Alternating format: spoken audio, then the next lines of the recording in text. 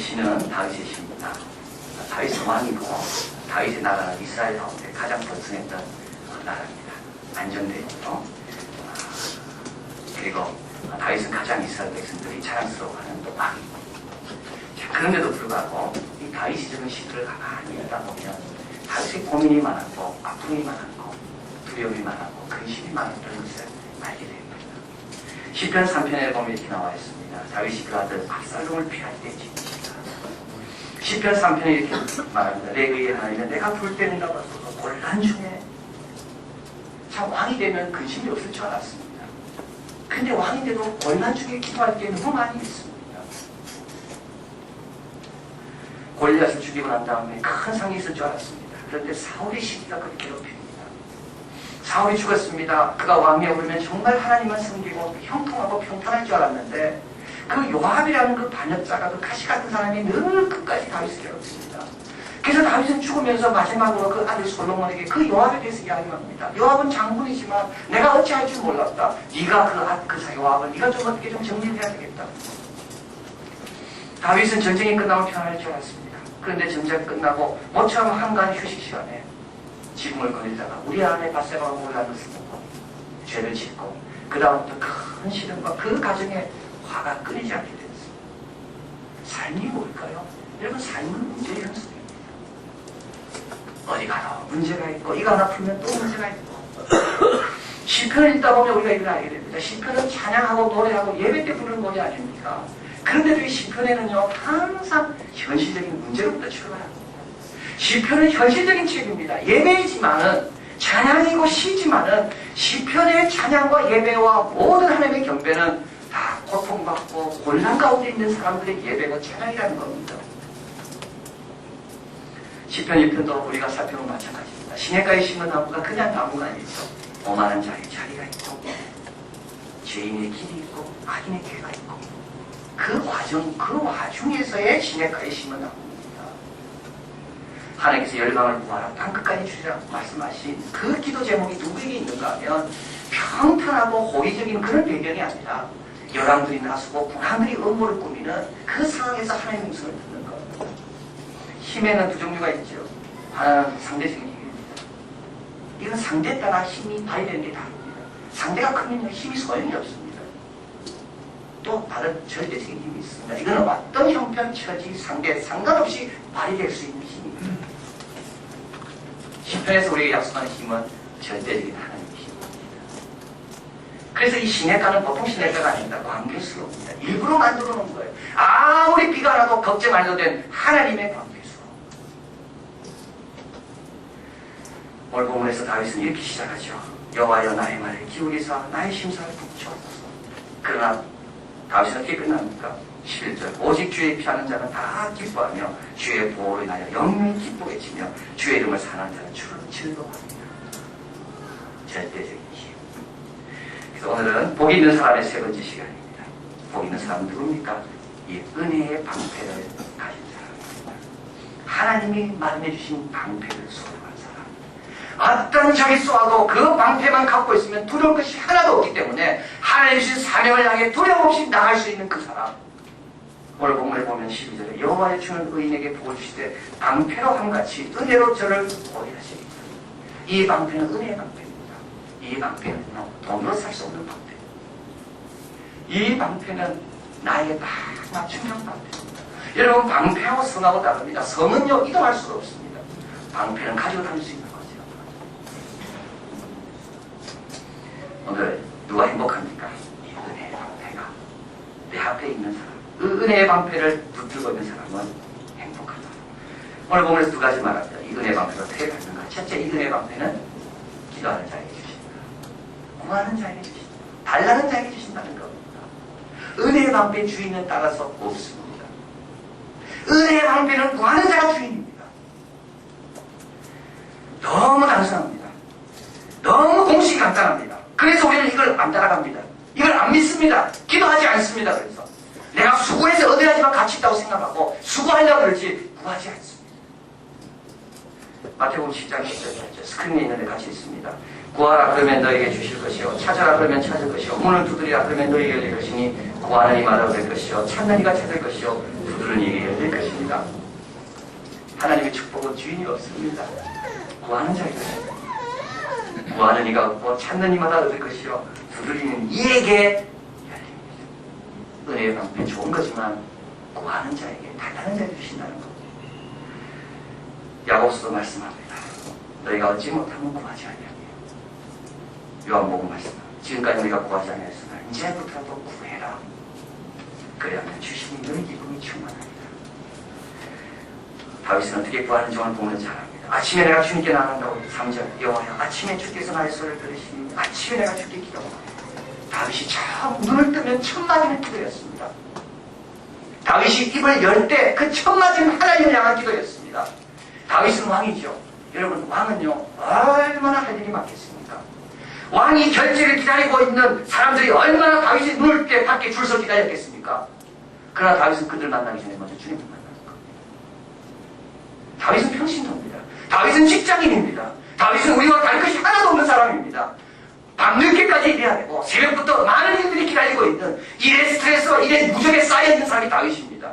그런데도 다윗은 눈을 뜨면 첫마디가 하나님께 기도했다는 거예요. 오늘 보면 이렇게 말합니다. 9절에 저희 입에 신실함이 없고 저희 심중이 심히 약하며 저희 목구멍은 열린 무덤 같고 저희 혀가 간직하나이다. 이제 사람을 만나게 되는데 그들이 누군지 모릅니다. 그들의 중심이 뭐가 있는지 모릅니다.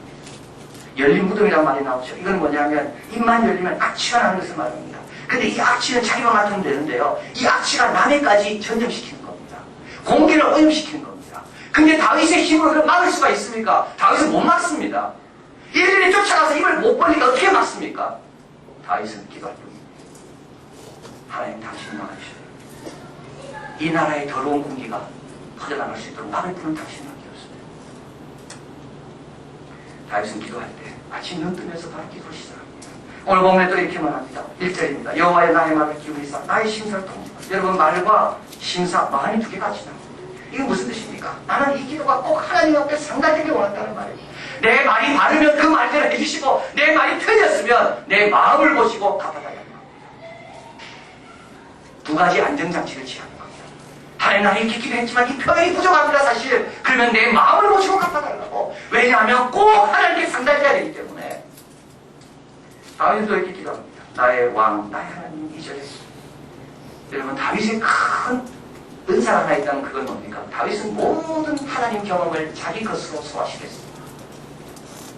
양을 칠 때는 하나님을 나의 목자라고 고백합니다. 전쟁터에 나갈 때 다윗은 하나님은 나의 방패라고 고백합니다.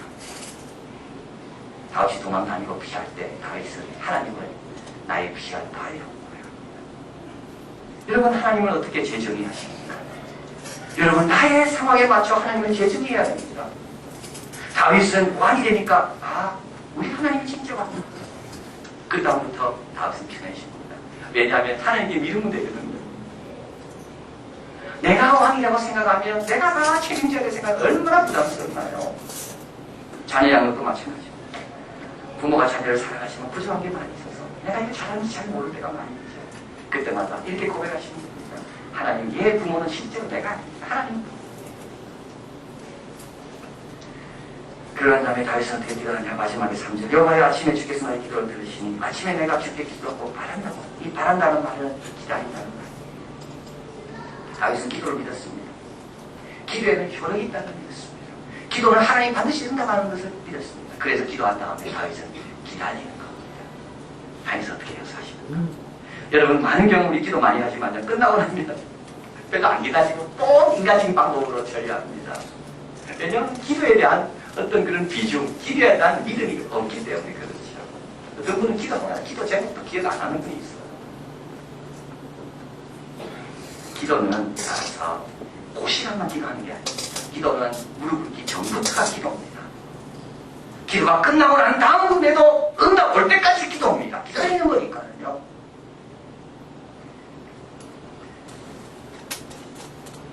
사무엘 크룩은 위선자의 기도라는 것을 이렇게 말합니다. 위선자는 항상 기도하지 않는다. 그는 자기가 원하는 시간에만 기도할 것이다.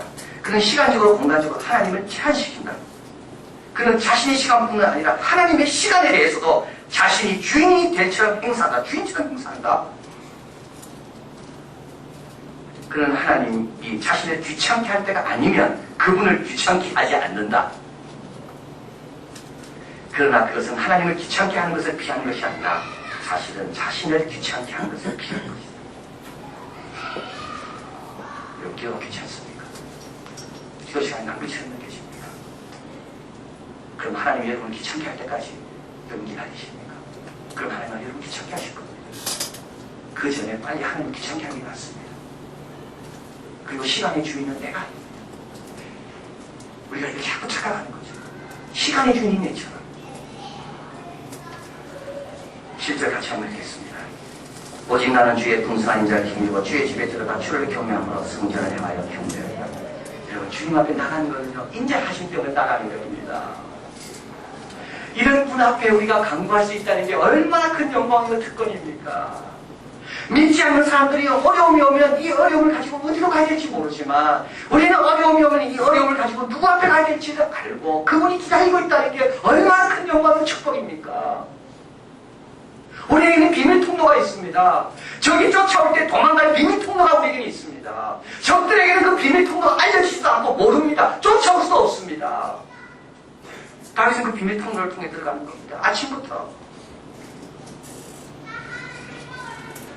빌립보서 4장의 사도 바울은 아무것도 염려하지 말고 오직 모든 일에 기도와 간구로 너희 구할 것을 감사함을 하는 게 아니라 그리하면 모든 지각이 뛰어난 하나님의 평강이 그리스도 예수 안에서 너희 마음과 생각을 지키시리라. 여러분 두렵습니까? 그러면 기도가 부족할 겁니다. 미움의 화살에 자꾸 상처받습니까? 그럼 기도가 부족할 겁니다. 좌절과 실망의 화살을 저기 쏘았는데 그것 때문에 내가 자꾸 주저앉고 힘들어집니까? 기도가 부족할 겁니다. 언제까지 기도해야 됩니까? 은혜의 방패가 내 앞에 설 때까지 기도해야 됩니다. 그런 사람은요 적이 아무걸 쏘아도 막아내면 앞으로 나가야 돼요. 자, 오늘 보면서 두 번째로 말합니다. 은혜의 방패는 누구에게 주시는가? 첫째는 구하는 자에게 주시고요. 또 한 가지는 은혜의 방패는 가까운 데 있는 자에게 주시는 하나님 주고 싶어도 멀리 있으면 안 주고 못 주시고 가까이 있어야 됩니다. 가까이 있는 비결이 하나 오늘 본문에 나와 있죠. 그건 뭡니까? 바로 의롭게 사는 겁니다. 4절입니다. 같이 있습니다.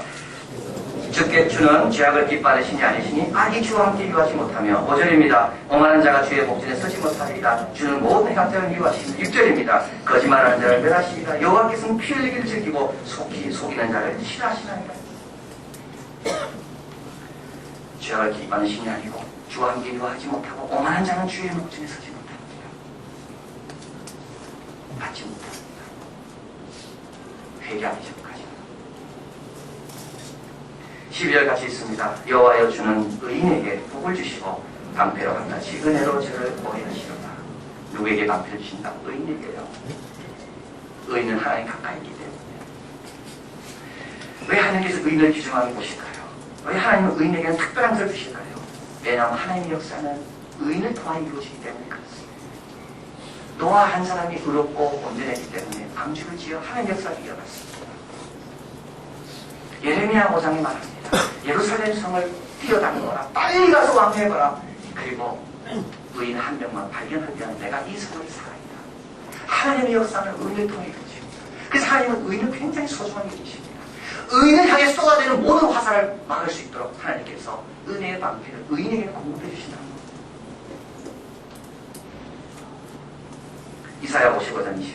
하나님은 의인의 요동함을 영원히 허락지 아니하시고 그래서 다윗은 내가 계속 의인의 자리에 서고 하나님 가까이 서서 하나님의 은혜의 방패의 도움을 내가 주기 위해서 다윗은 세 가지를 노력하고 있습니다. 첫째 하나는 시편 26편 2절입니다. 앞에 스크린 같이 있습니다.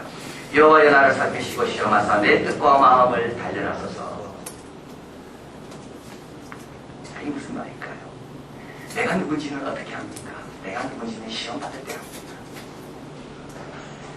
지금의 나는 내가 아닙니다. 내가 견지 알고 있는지는 바람 불 때만 압니다. 그래서 다윗은요, 지금 내를 하나님 그냥 내라고 생각하지 마시고 나를 한번 시험시켜달라고, 시험받게 해달라고, 그래서 내가 누군지 좀 알려달라고, 그래서 내가 부족한 것에서 빨리 고치겠다는 말입니다. 아브라함이 누군지 어떻게 알았습니까? 이삭을 바칠 때 안 겁니다. 이삭을 바치기 전까지는 아브라함의 믿음이 어떤 믿음인지 몰랐습니다. 이삭을 바칠 때 주님께서 이야기합니다. 네가 나를 경외하는지 내가 이제 알겠다. 아브라함도 시험 받기 전까지는 자기는 믿음이 있는지 몰랐을지 모릅니다. 믿음이 있는 줄 알았는데 시험 받아보니까 믿음이 없는 겁니다. 믿음이 없는 줄 알았는데 시험에 가보니까 믿음이 있는 겁니다. 다윗은요, 내 무의식 가운데도 죄가 있는가? 내가 혹시라도 내가 모르는 나의 약한 점이 있는가? 하나님 그것 때문에 빨리 알려달라고. 내 마음을 시험해달라고. 컬처 코드에서 글로테를 아피우는 우리가 자기를 성찰할 때 되게 잠재의식까지 자기를 살피지 못한다고 생각합니다. 맞는 말이죠. 그러나 실제로 잠재의식이 우리의 행동을 결정하는 게 더 많습니다. 우리는 어떤 질문을 받으면요, 항상 내가 진짜 원하는 것보다 논리적인 거, 질문자가 기대하는 거, 또 정답이 뭘까를 생각해서 답을 하려고 합니다. 내가 원하는 게 아닌 경우가 많은 거죠. 왜냐하면 질문을 받고 문제를 딱 접할 때 우리의 뇌 가운데 뇌내 피질이 작동한답니다. 이거는 지성이고 논리적인 겁니다. 근데 실제로 많은 경우 우리의 본능과 우리의 어떤 자아와 숨어있는 피질은 어디냐면 파충류 뇌 그쪽 안쪽에, 뇌 안쪽에 있는 겁니다. 근데 실제로 우리가 결정하고 판단할 때 어디가 파충류 뇌 쪽이 작동하는데 문제 앞에서는 우리는 어떻게 됩니까? 사람들의 기대, 분위기, 내 의심, 체면 이거 생각해서 그 답을 하는 겁니다. 그래서 보통 여론조사를 하고 물건을 팔 때 시장 마켓 조사를 할 때 사람들이 답하는 거하고 실제 소비하는 거하고 다른 이유가 바로 거기 있다는 거예요.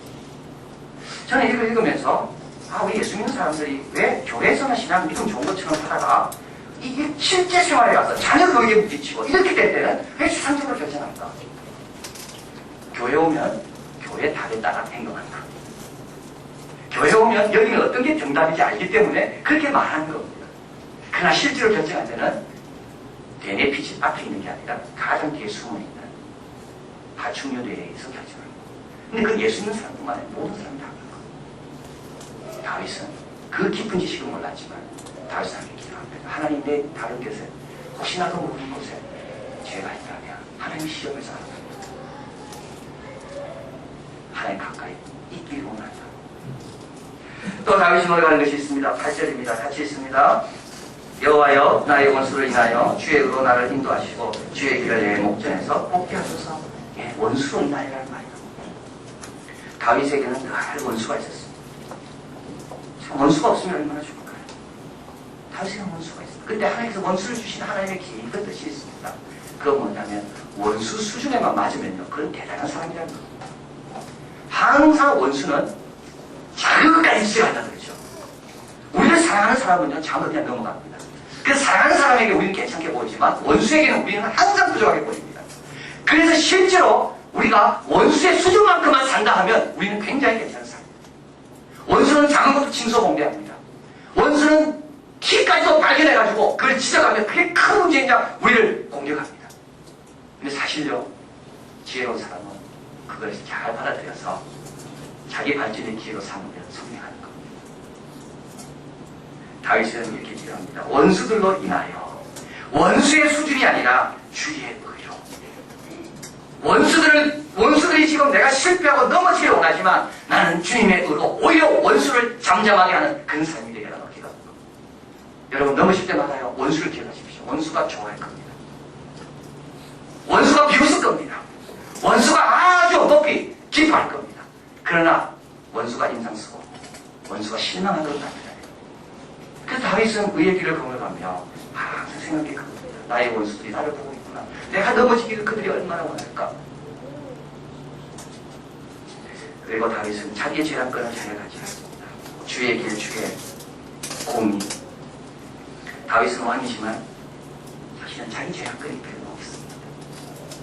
다 하나님께 맡긴 거죠. 모순의 나라 인도, 우리 이제 중학생들이 이번 또 1월달 되면 인도를 가게 됩니다.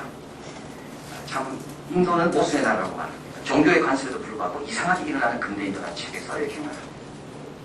4명 이상이 절대 빈곤인데도 불구하고 인도를 어떻게 IT에서 그렇게 앞설 수가 있는가? 세계 부자들이 인도에 왜 이렇게 많은 겁니다. 인도는 참 모순의 나라라는 거죠. 에드워드 루스는 이 책에서 참 흥미있는 공식을 쓰게 해줍니다. 앞에 한번 보겠습니다. M 플러스 D는 C라는 겁니다. M은 독점권이고 D는 discretion, 재량권입니다. 독점권에 재량권이 되어지면 반드시 corruption, 부패가 만들어집니다. 인도의 공무원들의 부패가 엄청나게 심한데 왜냐하면 그들의 독점권, 또 한 가지 재량권이 너무 많다는 거예요.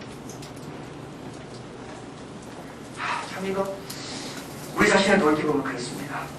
아마 우리 보고 하나님께서 네 원하는 대로 24시간 다 쓰라면 우리는 주님 앞에 와서 이렇게 기도하고 24시간 쓸까? 아무도 나를 견제하는 사람 없고 아무런 나의 고민도 없고 정말 평안하고 정말 많은 것을 가지고 있고 내 마음대로 쓸 수 있다면 우리가 어느 쪽으로 많이 기울어질까? 초대교회는 타락하지 않았습니다. 제약권이 없었거든요.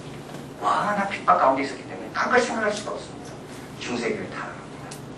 독점권, 제약권. 교회가 할 수 있는 게 너무 많이 있으니까. 삼손은 넘어집니다. 왜 넘어집니까? 독점권, 제약권. 아무도 삼손을 대할 힘이 있는 사람이 없습니다. 결국 삼손은 가사에 가서 여성을 보고 들어가서 나중에 눈을 뽑히게 됩니다. 1776년 미국은 영국으로 독립했습니다. 독립과 더불어 미국은 중요한 결정을 하나 해야 됩니다. 이건 뭐냐면 이제 앞으로 법적으로 미국의 종교는 기독교만이라고 명시해야 되냐 말해야 됩니다. 그 당시에 미국은 모두가 다 기독교입니다. 영국으로 독립했습니다. 영국은 국교회죠. 성공회가 국교입니다. 그 당시만 해도 영국의 공식적으로 영국이 인정하는 건 성공회밖에 없습니다. 그래서 예배를 드릴 때마다 항상 영국 왕을 위해서 기도해야 됐습니다. 근데 독립이 된 거예요. 우리도 그 길을 따를 건가 말 건가? 왜? 우리는 모두 기독교인이고 국교하면 얼마나 좋겠는가?